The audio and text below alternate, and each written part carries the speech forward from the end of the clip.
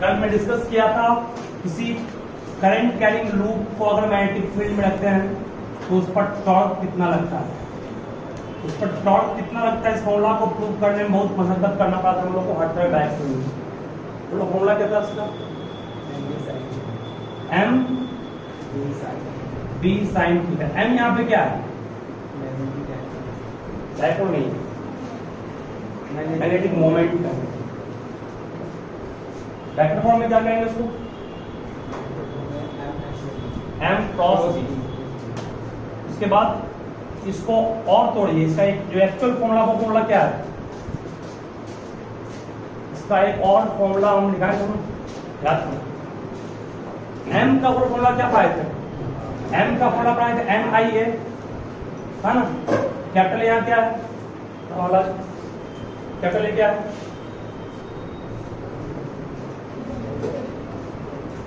What is capital A here, क्या है area. Capital A किसके बदले आया था, स्मॉल ए क्या था, और स्मॉल बी ब्रेथ था। एंड यहाँ पे क्या है, नंबर ऑफ टर्न। एम को आई इंटू ए का है, into N, B remain same रहा, इंटू क्या हो गया, ये एक्चुअल फॉर्मूला है, क्वेश्चन इस पर आएगा या इस पर पूछ सकता है, ठीक है। बताओगे तुम इनिशियली टॉर्क कितना था किसी बॉडी पर, अगर एक कॉइल ऐसे रखा हुआ इनिशियली तो उस पर टॉर्क कितना लग रहा था,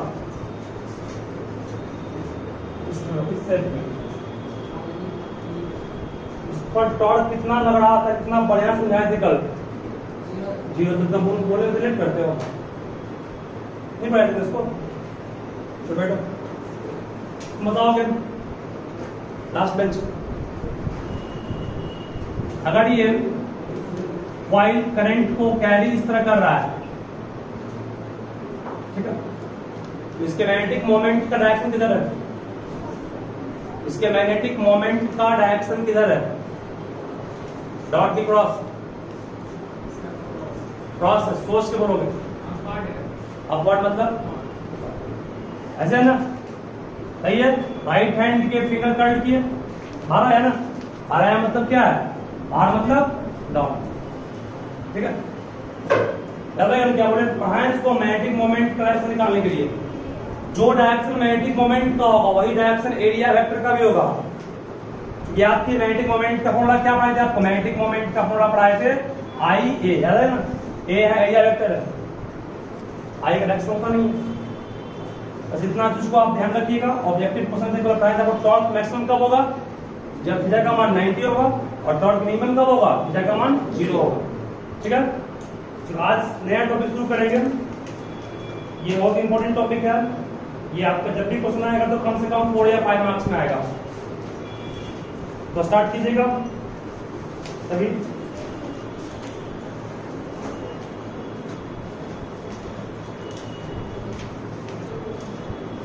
साइक्लोट्रॉन,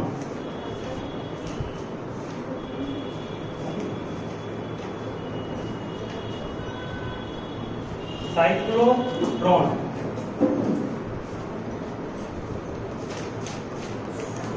स्टार्ट करते हैं, ध्यान देना। टॉपिक का नाम है cyclotron.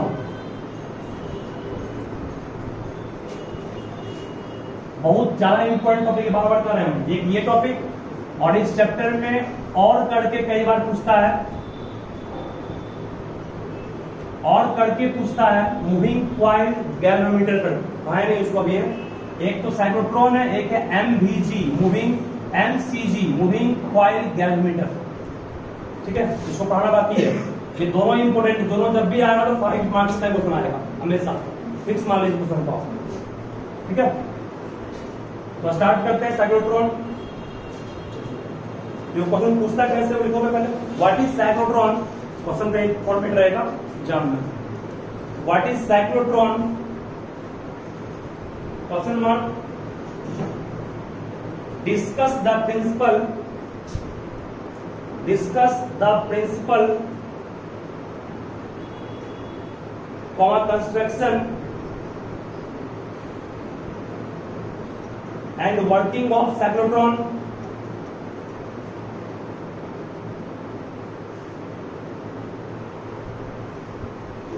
Full stop, working of cyclotron, ये मेन क्वेश्चन हो गया, ठीक है। इसके बाद एक्स्ट्रा क्वेश्चन आप और पूछ सकते हो जो आपका वो लिखा रहे हैं, what is the maximum,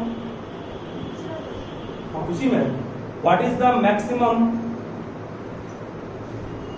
kinetic energy acquired by,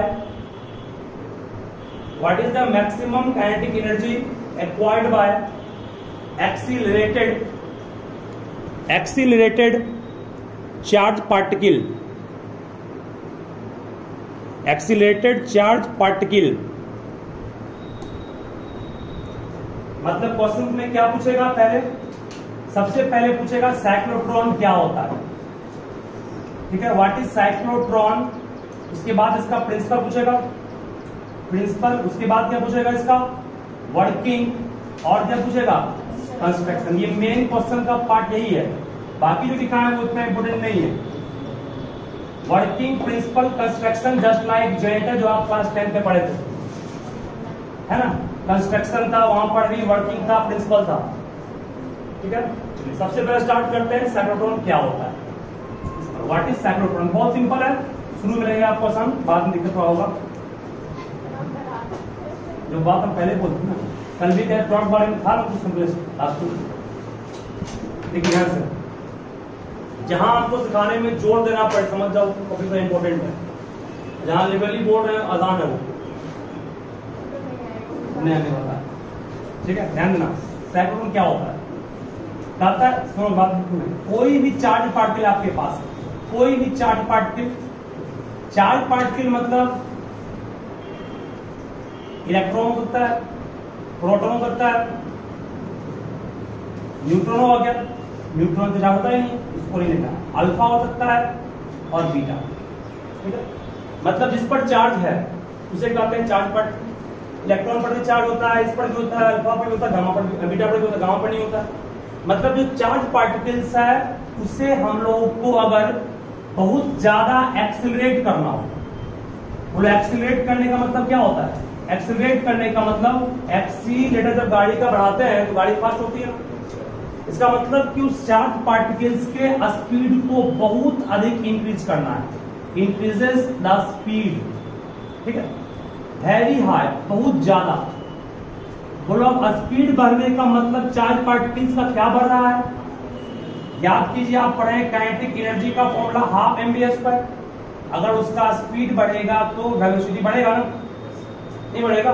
इसका मतलब हम लोग कर सकते हैं चार्ज पार्टिकल्स का क्या बढ़ना, kinetic energy has to be increases very much, बहुत ज्यादा बढ़ना। मतलब साइक्लोट्रॉन एक ऐसा डिवाइस है, एक ऐसा मशीन है जो क्या करता है, किसी चार्ज पार्टिकल्स को इतना ज्यादा एक्सीलरेट करता है कि वो लार्ज अमाउंट में के को गेन कर लेता है बहुत कम टाइम में। कहोगे सर इसको बनाया मशीन क्यों है, इलेक्ट्रिक जनरेटर बनाए थे हम लोग करंट को प्रोड्यूस करने के लिए, ठीक, इलेक्ट्रिक मोटर का काम था, इलेक्ट्रिक मोटर का काम था जो करंट दिए उससे मैकेनिकल वर्क करना। तो साइक्लोट्रॉन का वर्क क्या है, इसका काम क्या, यूज कहाँ है, what is the use of cyclotron. ये पहला फॉर्मेट हो गया कि cyclotron is use to accelerate या increase the speed of charge particles या increase the kinetic energy very much of any charge particles by this machine, है ना। ये मशीन किसी भी चार्ज पार्टिकल्स को बहुत ज्यादा एनर्जेटिक बनाने का काम करेगा, जो चार्ज पार्टिकल एनर्जी नहीं है उसको भी। ये तो पहला आपका हुआ मशीन का काम क्या है। अब यूज किस फील्ड में करेंगे इसको, मशीन बना दी, यूज कहीं ना कहीं करते होंगे इसका यूजेस क्या है, व्हाट इज इट्स यूजेस। देखो सबसे पहले तो काइनेटिक एनर्जी चार्ज पार्टिकल्स का क्यों बढ़ाएंगे। याद तो तुम पढ़े होंगे कि अगर हमारे पास कोई एटम्स है, एटम्स का न्यूक्लियस है, एटम का न्यूक्लियस है ना। अब याद करो कि न्यूक्लियस के अंदर न्यूट्रॉन था और कौन था, प्रोटॉन, जो काफी स्ट्रॉन्ग फोर्स से आपस में हेल्ड बना हुआ है, नहीं है। उस फोर्स को कौन फोर्स कहते थे, न्यूक्लियर फोर्स। उस फोर्स को कौन फोर्स कहेंगे, न्यूक्लियर फोर्स। न्यूक्लियर फोर्स जो आप देख रहे हैं न्यूक्लियस न्यूट्रॉन और प्रोटॉन के बीच है, इसको अगर हम लोग डिस्ट्रॉय कर दें, मतलब इसको तोड़ दें, मतलब इस सिस्टम को हम लोग डिस्ट्रॉय कर रहे हैं, इसके लिए लार्ज अमाउंट में हमको क्या चाहिए, वो एनर्जी हम लोग किसी डिवाइस से दे नहीं पाते हैं, वो एनर्जी जब भी देंगे तो किसी चार्ज के थ्रू देंगे, और वो जो चार्ज इस पर अटैक करेगा वो चार्ज भी हाईली एनर्जेटिक होना चाहिए, तब तो इसको तोड़ पाएगा। अभी न्यूट्रॉन और प्रोटॉन के बीच जो कॉन्फ़िगरेशन है, जो बनावट है, वो काफी टाइटली पैक है, उसको तोड़ना सबके बस की बात नहीं है। इसको तोड़ने के लिए लार्ज अमाउंट में एनर्जेटिक पार्टिकल्स को इस पर स्ट्राइक करना पड़ेगा, और लार्ज अमाउंट में एनर्जेटिक पार्टिकल को प्रोड्यूस कौन करेगा, तो ये साइक्लोट्रॉन करेगा, जिस कारण से इस पर अटैक करेगा, और जब इस पर अटैक करेगा तो ये क्या करेगा, डिस्ट्रॉय करेगा। और जब आप पढ़े होंगे, जब न्यूक्लियस टूटता है तो एनर्जी बहुत अधिक अमाउंट में निकलती है, जो आप एटम बम का पढ़ते हैं फॉर्मेशन, या फिर आप न्यूक्लियर पावर प्लांट जो इलेक्ट्रिसिटी प्रोड्यूस करने में यूज करते हैं। मतलब कि हम लोग कह सकते हैं न्यूक्लियर पावर प्लांट में जो न्यूक्लियस को तोड़ने की घटना होती है वो किसके थ्रू करते हैं, वो हाईली एनर्जेटिक चार्ज पार्टिकल के थ्रू करते हैं। और हाईली एनर्जेटिक चार्ज पार्टिकल बनाया कौन, तो जो मशीन बनाया उसका नाम क्या है, एक पहला यूज ये हुआ इसका, मतलब किसी न्यूक्लियस को डिस्टर्ब करना है, उसको डिसोसिएट करना, उसको तोड़ना है, ताकि उससे लार्ज अमाउंट में निकल पाए ऊर्जा और उसका यूज हम लोग किसी दूसरी चीज में कर पाए। तो उसको तोड़ने के लिए हम लोग को हाईली एनर्जेटिक पार्टिकल चाहिए, और उस पार्टिकल को प्रोड्यूस करने का काम जो डिवाइस करेगा वो डिवाइस कौन है, ठीक है, एक ये काम हो गया। दूसरा, मान लो किसी भी मेटल की प्रॉपर्टी को जानना है, कोई मेटल की प्रॉपर्टी, मान लो लोहे की प्रॉपर्टी को जानना है, या मान लो कि एक बहुत बड़ा लोहा का बीम है, लोहा का बहुत बड़ा बीम, मतलब मान लो एक पार्ट इस तरह मान लो बीम है लोहा। अब इस बीम को यूज करना है हमको किसी पुल बनाने के लिए, ब्रिज बनाने के लिए। अब बीम में कहीं अंदर मान लो होलो होगा, छेद होगा, तो आप देख तो पाइएगा नहीं, अब तोड़ना संभव नहीं है। तो बिना तोड़े बिना देखे हम लोग अगर उस मेटल के अंदर कौन सा पार्ट होलो है ना, इसको जानना है, या फिर मान लीजिए कि इस मेटल के अंदर मतलब कि अगर हम लोग किसी पार्टिकल को डाल दें तो इस मेटल का जो स्पेस खाली तो भर जाए, इसके लिए हम लोग को यहाँ पर भी अटैक करना पड़ेगा किसी न किसी स्ट्रॉन्ग पार्टिकल से, जो हाईली एनर्जी पार्टिकल्स हो, तब ना मेटल में करेगा। वो हाईली एनर्जी पार्टिकल्स कहाँ से प्रोड्यूस करेंगे, इसी से प्रोड्यूस करेंगे। मतलब मेटल के अंदर कौन सा मतलब कि पार्ट खाली है, या उस खाली पार्ट को चार्ज पार्टिकल से फिलअप करना भरना है, तो भी किसका यूज करते हैं, ठीक है। मतलब कि साइक्लोट्रॉन का यूज यहाँ भी हो गया। और क्या, रेडियो एक्टिव एलिमेंट जो आप लोग पढ़ते हो केमिस्ट्री में, रेडियो एक्टिव एलिमेंट नाम सुने होगा ना, रेडियो एक्टिव एलिमेंट जो अपने आप अल्फा बीटा गामा रे को प्रोड्यूस करता है।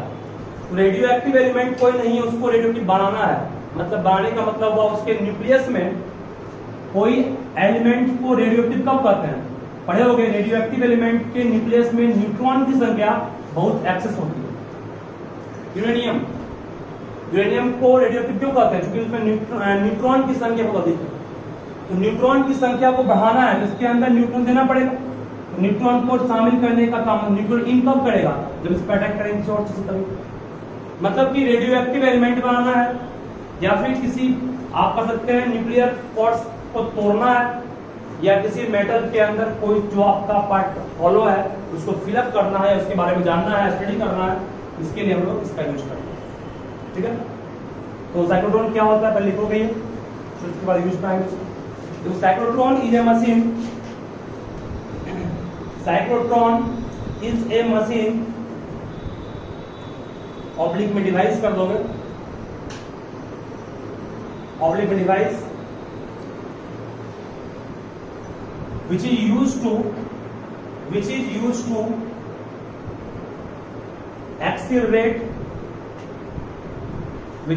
to accelerate charged particles like proton, alpha particle, etc. to very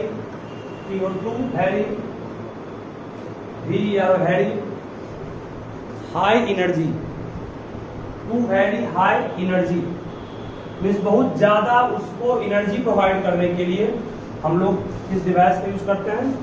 इस फॉर्मेट को कहीं नोट कर लोगे नीचे में, दैट इज करके उस फॉर्मेट को नोट करोगे।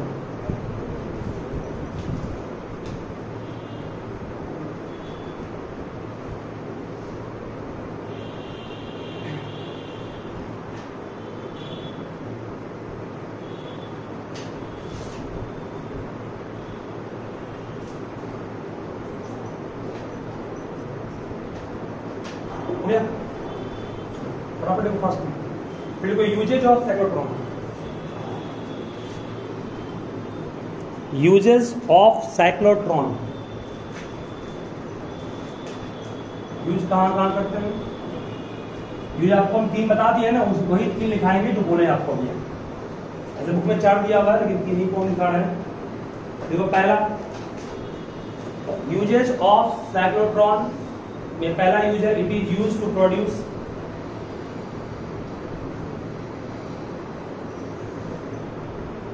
High energy particles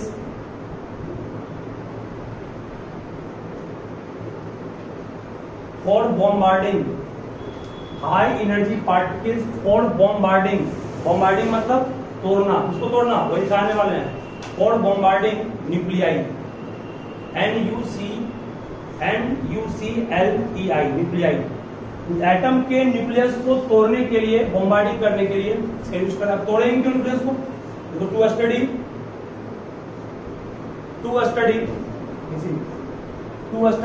nuclear structure, और न्यूक्लियर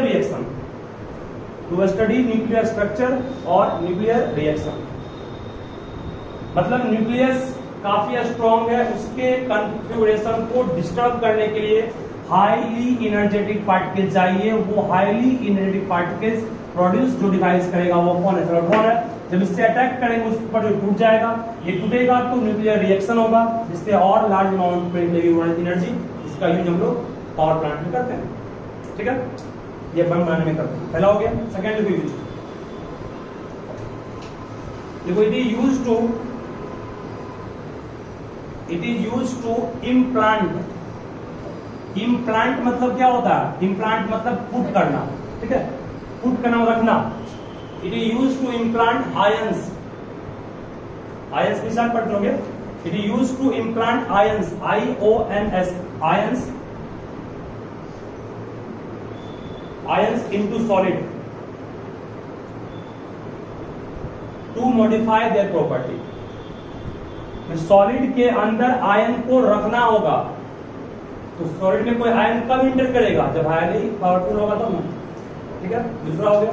तीसरा है कोई यूज इसका, जो 3 बोले वही 3 लिखा रहे हैं। तीसरा है इट इज यूज टू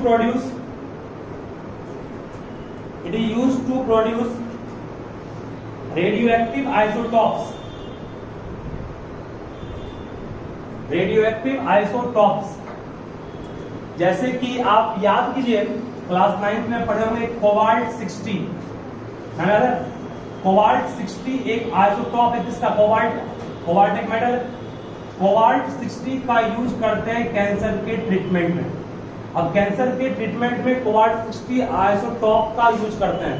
तो कोबाल्ट 60 बनाने के लिए हमको रेडियोएक्टिव बनाना पड़ेगा। तो रेडियोएक्टिव बनाने के लिए क्या यूज करना पड़ेगा? वही इस चार्ज पार्टिकल्स। कौन पार्टिकल्स का? Highly energy charge particles. ठीक है, it is used to produce radioactive isotope which is used for the diagnosis of different disease। अलग अलग बीमारी जो होती है उसको डायग्नोसिस करने के लिए हम लोग इसका यूज करते हैं। इसका तो रेडियोएक्टिव आइसोटॉप का, और रेडियोएक्टिव आइसोटॉप बनाने के लिए हमें उसके न्यूक्लियस में क्या पुट करना पड़ता है? एक्सेस न्यूट्रॉन, है ना? एक्सेस न्यूट्रॉन जब पुट करेंगे तो अनबैलेंस हो जाएगा, और अनबैलेंस होगा तभी वो लार्ज अमाउंट में अलग अलग रेज को प्रोड्यूस करेगा, जिस कारण उसका नाम पड़ेगा रेडियोएक्टिव आइसोटॉप्स। ठीक है, 3 इसका यूज हो गया। For diagnosis for the treatment of diseases, अलग अलग बीमारी का यूज करने में सोच। खास कर कैंसर के बारे में यूज करते हैं इसका, ध्यान दो। आगे ये यूज हो गया। अब आते हैं मेन प्रिंसिपल। लेकिन प्रिंसिपल को सिखाने से पहले कुछ चीज हमको सिखाना पड़ेगा। ध्यान से सुनो इसको अच्छे से। सिंपल ये भी है, अभी तक आपको आसान लगा, लास्ट जब वर्किंग में आएंगे ना वो थोड़ा सा कॉम्प्लेक्स रहेगा। बस देखिए, शांत रहोगे, बिल्कुल सुनोगे। 2 चीज आपको हम बोल रहे हैं, इस 2 पॉइंट पर एकदम ध्यान रखोगे अच्छे से। ठीक है, सबसे पहले एक चार्ज पार्टिकल दिया होगा, मान लो क्यू चार्ज पार्टिकल। इस चार्ज पार्टिकल को आप इलेक्ट्रिक फील्ड में छोड़ दिए। कौन फील्ड में छोड़ा? Electric field. इसी चार्ज पार्टिकल्स को तुमने मान लो छोड़ दिया किस फील्ड में? Magnetic field. एक चार्ज पार्टिकल्स को हमने छोड़ा इलेक्ट्रिक फील्ड में, उसी चार्ज पार्टिकल्स को फिर छोड़ा किसमें? Magnetic field. ठीक है, दोनों में छोड़। बोलो इलेक्ट्रिक फील्ड इस चार्ज पार्टिकल पर फोर्स लगाता है या नहीं? लगाता है। फोर्स कितना लगाता है? F इक्वल्स याद होगा Q इंटू ई, पढ़े हो?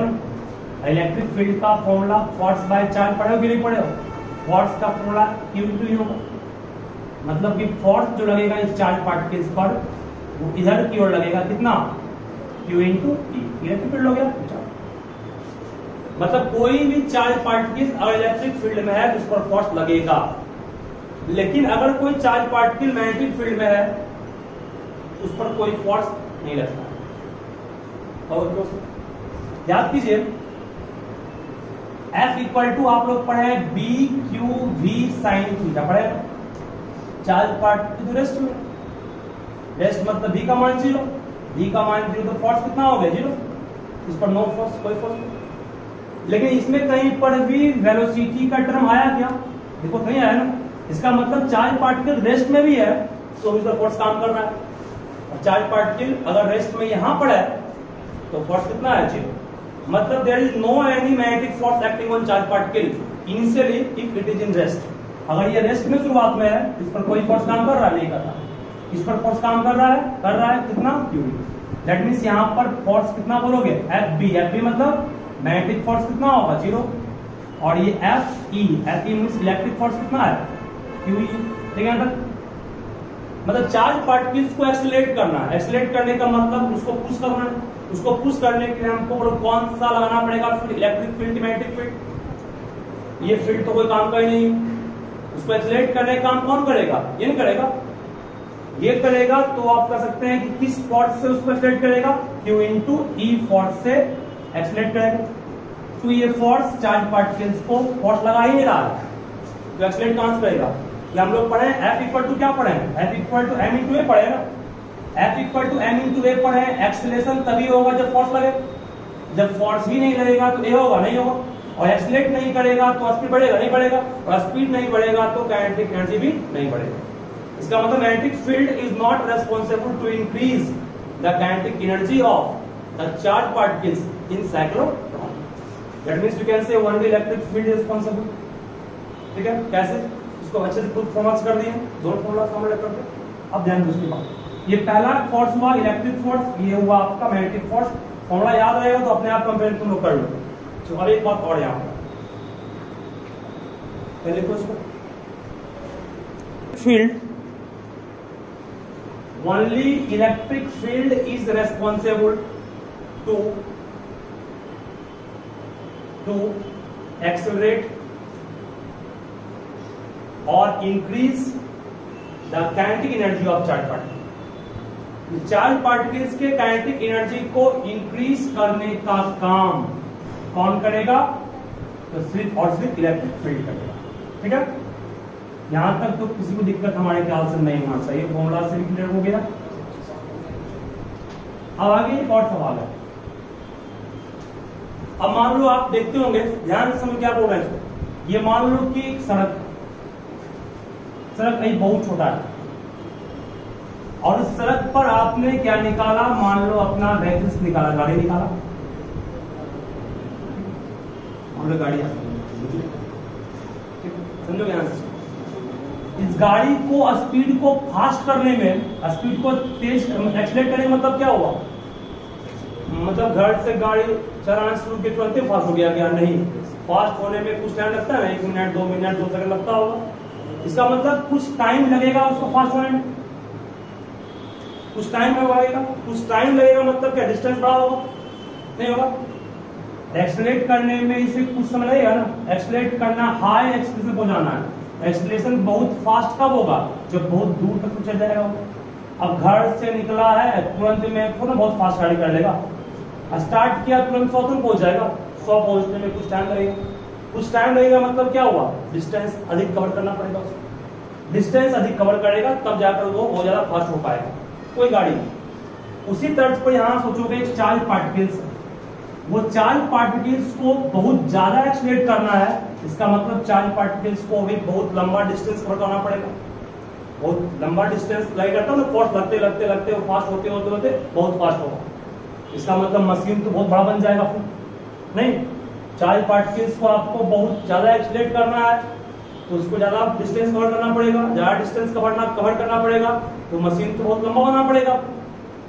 अब उतना बड़ा मशीन लेकर क्या करेंगे हम लोग, तो साइंटिस्ट क्या किया, दिमाग लगाया कि मशीन को बड़ा नहीं किया बल्कि वो क्या कि मशीन का साइज स्मॉल रखा, बट उस चार्ज पार्टिकल्स को डिस्टेंस लंबा करवाया, बस घुमा घुमा कर रखा, ऐसे घूमेगा ना, जब घूमेगा इस तरह से तो अपने आप बड़ी मशीन क्या होगा, छोटा बन जाएगा और लॉन्ग डिस्टेंस कवर कर लिया और चार्ज पार्टिकल एनर्जी हो गया, नहीं हो गया। इसका मतलब शॉर्ट डिस्टेंस कैसे किया वो, तो उसको सर्कुलर पाथ में घुमा कर दिया। और एक बात जान लोगे, मैग्नेटिक फील्ड किसी भी चार्ज पार्टिकल पर फोर्स नहीं लगाता है, ठीक है, बट मैग्नेटिक फील्ड का सबसे बड़ा काम है कि किसी चार्ज पार्टिकल्स को वो सर्कुलर पाथ में घुमाता है। मतलब अभी तक तुम जो पढ़े थे कि मैग्नेटिक एक चार्ज को मैग्नेटिक फील्ड में रखे हो, ये मान लो मैग्नेटिक फील्ड है, ये चार्ज है, अब इस पर फोर्स कितना, जीरो है ना, फोर्स जीरो कब है, जब चार्ज रेस्ट में है। मान लो इलेक्ट्रिक फील्ड ने चार्ज को मोशन में ला दिया, जब चार्ज मोशन में आ गया तो पूरा फोर्स इस पर अब लग रहा है कि नहीं लग रहा है, अब तो लग रहा है भी, अभी कितने दिया इसको ना, इलेक्ट्रिक फील्ड हम लोग को क्यों दिए, इलेक्ट्रिक फील्ड दिए सिर्फ चार्ज को मोशन में लाने के लिए। इलेक्ट्रिक फील्ड के बाद मैग्नेटिक फील्ड ने अब क्या किया, मैग्नेटिक फील्ड ने क्या किया, चार्ज मोशन में आ गया उसके पाथ को वो टेढ़ा किया, मतलब मतलब सर्कुलर बना दिया। Magnetic field only makes the path of the moving charge particles what circular, while electric field makes it move, ठीक है। मैग्नेटिक फील्ड का सबसे बड़ा रोल क्या यहाँ हुआ, चार्ज पार्टिकल्स को गोल गोल घुमाने में। इलेक्ट्रिक फील्ड का काम क्या हुआ, उसको लगातार फोर्स लगाने का, तो लगातार फोर्स भी लग रहा है, एक्सलेट भी कर रहा होगा और गोल गोल घूमेगा तो डिस्टेंस भी कम होगा, डिस्टेंस कम तो मशीन छोटा बनेगा तो उसको आराम से पोर्टेबल होगा, वो इजीली अवेलेबल हो जाएगा, जहां तहां उसको ले आ सकते, ठीक है। इसलिए बोले यहाँ किस किस फील्ड की जरूरत पड़ेगी, इलेक्ट्रिक फील्ड का भी काम पड़ेगा, मैग्नेटिक फील्ड क्या करेगा, मैग्नेटिक फील्ड उसको गोल घुमाएगा जिससे मशीन का साइज कम रहेगा, और इलेक्ट्रिक फील्ड क्या करेगा, उसको लगातार फोर्स लगाएगा इससे वो लगातार क्या करेगा, ठीक है ना। चलिए उसको लिखाना पड़ेगा पॉइंट पे, ठीक है। Electric field active potential surface में पढ़ाए थे, E इक्वल टू पढ़ाए थे minus dV by dr, E electric field था, V वोल्टेज, R डिस्टेंस था, यहाँ R डिस्टेंस D बना दिए, V को भी छोड़ दिए, माइनस को गायब कर दिए, सिर्फ समझाना कुछ नहीं, ध्यान देना। अब सपोज करो कि अगर तुमने ध्यान देना क्या बोले, इसको सीख जाओगे अपने आप, वहां से भी कंसेप्ट हो जाए क्लियर। हमने अभी फॉर्मूला पढ़ाया था F इक्वल टू क्या, QE, F कौन फोर्स, इलेक्ट्रिक फोर्स, यही ना फोर्स उसको एक्सलेट करेगा, मैग्नेटिक फोर्स को काम का ही नहीं, वो सिर्फ उसको पाथ प्रोवाइड करेगा। तो इलेक्ट्रिक फोर्स डिपेंड कर रहा है चार्ज के अमाउंट पर भी और इलेक्ट्रिक फील्ड कर रहा है। इलेक्ट्रिक फील्ड जितना ज्यादा होगा फोर्स उतना अधिक होगा ना, इलेक्ट्रिक फील्ड जितना अधिक फोर्स उतना अधिक। लेकिन याद करो कि अगर आप मैग्नेटिक फील्ड यूज नहीं करते, मैग्नेटिक फील्ड यूज नहीं करते, बोलो क्या बोलते आपको हम, बहुत दूरी पर जा करके वो बहुत फास्ट होगा, बहुत दूरी मतलब डिस्टेंस बढ़ जाएगा, डिस्टेंस जब बढ़ जाएगा इलेक्ट्रिक फील्ड क्या होगा, घट जाएगा। इसका मतलब अगर हम मशीन बड़ा बना भी लिए हैं तब भी कोई काम का नहीं होगा, काम तो क्यों नहीं है, मान लो मशीन बड़ा बना ली उसको करने के लिए, मशीन जब मशीन बड़ा बनाएंगे तो इसका डी बढ़ जाएगा, डी बढ़ेगा इलेक्ट्रिक फील्ड घटेगा। एक तरफ डी बढ़ा रहे हैं, इलेक्ट्रिक फील्ड घट रहा है, इलेक्ट्रिक फील्ड घटेगा तो फोर्स घट जाएगा ना, जब फोर्स से घट जाएगा तो ए घट जाएगा, नहीं घटेगा, F equal to M into a, जब फोर्स कम तो ए कम नहीं होगा, जब ए कम होगा, ए कम हुआ तो भी कम होगा, तो ए इक्वल टू आप पढ़े वी बाई टी, जब ए कम तो भी कम, अब भी कम होगा तो के इक्वल टू क्या पढ़े, हाफ एम बी स्क्वायर, जब भी कम तो के कम होगा, कहाँ पार्टिकल फास्ट हुआ, हो पाया। इस तरह से जोड़ना पड़ेगा, तो यहाँ पे डिस्टेंस बढ़ेगा ई कम होगा, ई कम होगा, फोर्स कम होगा, फोर्स कम होगा, ए कम होगा, ए कम होगा तो बी कम होगा, बी कम होगा तो के कम होगा, के कम होगा तो इक्वेशन क्या होगा। ठीक है, प्रिंसिपल प्रिंसिपल लिखोगे ए चार्ज पार्टिकल, प्रिंसिपल में ये नोट आपको एग्जाम में लिखना नहीं है, बस समझाने लिखा है। ठीक, नोट का 3 पॉइंट वो आपको आगे काम आएगा वर्किंग समझाने में। देखो a charge particle can be accelerated, a charge particle can be accelerated to very high energy, to very high energy by making it pass through electric field a number of times,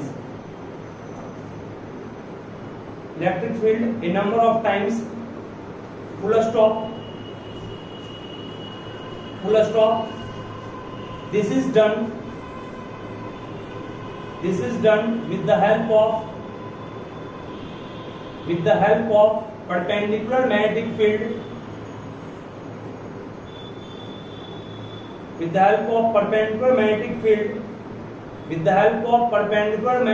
अभी just प्राय थे magnetic field क्यों लगाते हैं वो दिखाने वाले हैं। with the help of perpendicular magnetic field which throws मतलब फेंकना होगा, लेकिन यहाँ पर फेंकना नहीं, यहाँ होगा मूव करना। which throws the charge particle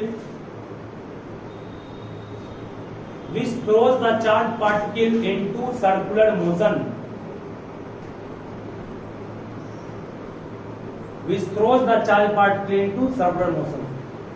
principal को पढ़ने के बाद कहीं लग रहा है कि कोई पार्ट ऐसा जो डिस्कस नहीं किया है, समझे यार प्रिंसिपल। एक charge particles can be accelerated to very high energy, देखा, by making it pass through moderate electric field a number of times. This can be done with the help of perpendicular magnetic field which throws the charged particles into the circular motion. ध्यान देना, यहाँ पर हमने कहा कि एक तो moderate electric field लगाए, मॉडरेट बॉडी नहीं की हम, एक इलेक्ट्रिक फील्ड लगाए और दूसरा क्या लगाए, मैग्नेटिक फील्ड। मैग्नेटिक फील्ड क्या किया, चार्ज पार्टिकल्स को वो थ्रो किया, किस मोशन में, सर्कुलर मोशन, लिखा है ना। और इलेक्ट्रिक फील्ड क्या किया वो लिखा ही नहीं है, पर इलेक्ट्रिक फील्ड क्या किया, उसको लगातार एक्सीलरेट करने का। ठीक है, वही सेम चीज आप पढ़ ली, वही चीज लगभग, कोई एक्स्ट्रा वर्ड हमारे तरफ नहीं है। अरे charge particles can be accelerated to very high energy. अब चार्ज पार्टिकल्स को हाई एनर्जी में कैसे पहुंचाएंगे, लगातार फोर्स लगा करके। लगातार फोर्स कौन लगाएगा, लिखा है ना, by passing through electric field a number of time, बार बार इलेक्ट्रिक पास कर रहे हो उससे। ठीक है, फिर का दिस कैन बी डन, इसको कर सकते हैं किस तरह से, perpendicular magnetic field. Magnetic field लगाएंगे तो क्या होगा, charge particles long distance cover नहीं करेगा, बल्कि वो कवर पाथ में ही बार बार करेगा।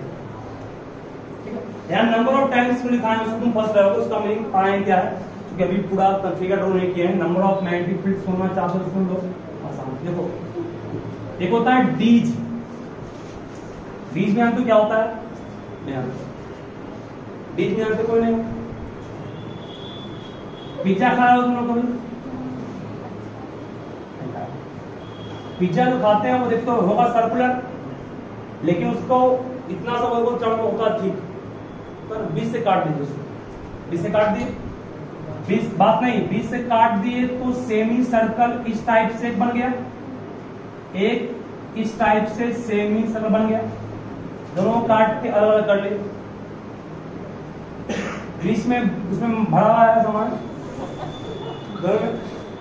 उस सामान को निकाल लिए, क्या हो गया, हॉलो हो गया ना, ये खाली हो गया, ये भी क्या हो गया, हॉलो हो गया। ठीक है, और ये पिज्जा बना हुआ मेटल का है, बना हुआ किसका, ये मेटल का। मैं एग्जांपल दूं पिज्जा का, बना मेटल का। ये चार्ज पार्टिकल्स जब इसके अंदर जाएगा, हम पढ़ाए हैं, पढ़ोगे आप लोग कि मेटल के अंदर इलेक्ट्रिक फील्ड क्या होता है, जीरो होता है। तो जैसे ही चार्ज पार्टिकल्स अंदर जाएगा इलेक्ट्रिक फील्ड जीरो, फिर घूम करके मैग्नेटिक फील्ड के पास करता मेटल से, इलेक्ट्रिक फील्ड मेटल के अंदर जीरो होता है लेकिन मैग्नेटिक फील्ड पास करता है, अंदर जाएगा। जैसे फिर ये कर्व पास होने के बाद मूव कर नीचे आएगा, फिर यहाँ पर कौन फील्ड आ गया, इलेक्ट्रिक फील्ड, फिर मूव करेगा। मतलब बार बार ये गैप में आ रहा है ना मूव करने का, बार बार जब गैप में आएगा तो इलेक्ट्रिक फील्ड बार बार आ रहा है ना, वही लिखा है by passing electric field number of times.